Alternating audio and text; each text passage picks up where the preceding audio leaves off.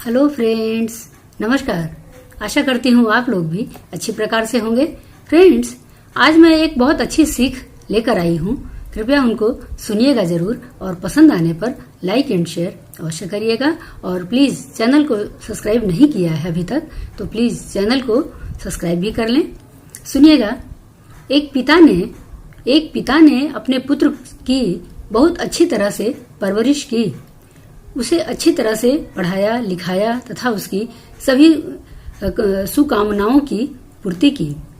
कालांतर में वह पुत्र एक सफल इंसान बना और एक मल्टीनेशनल कंपनी में सीईओ बन गया। उच्च पद, अच्छा वेतन, सभी सुख सुविधाएं उसे कंपनी की ओर से प्रदान की गईं। समय गुजरता गया, उसका विवाह एक सुलक्षणा कन्या से हो गया और उसके बच्चे भी हो गए। उसका अपना परिवार बन गया। पिता अब बूढ़ा हो चला था। एक दिन पिता को अपने पुत्र से मिलने की इच्छा हुई और वो अपने पुत्र से मिलने उसके ऑफिस गया। वहां उसने देखा कि उसका पुत्र एक शानदार ऑफिस का अधिकारी बना हुआ है। उसके ऑफिस में सैकड़ों कर्मचारी उसके अधीन कार्य कर रहे हैं। यह सब देखकर पिता का सीना गर्व से फूल गया। वह बूढ़ा पिता अपने बेटे के चैम्बर में जाकर उसके कंधे पर हाथ रखकर खड़ा हो गया और प्यार से अपने पुत्र से पूछा कि इस संसार में सबसे शक्तिशाली इंसान कौन है? इस संसार में सबसे शक्तिशाली इंसान कौन है? पुत्र ने पिता को बड़े प्यार से हंसते हुए कहा कि मेरे अलावा कौन हो सकता है पिताजी। पिता को इस तरह के जवाब की आशा नहीं थी। उन्हें विश्वास था कि उनका बेटा गर्व से कहेगा कि पिताजी आप हैं इस दुनिया के सबसे शक्तिशाली इंसान, आप जिन्होंने मुझे इतना योग्य बनाया।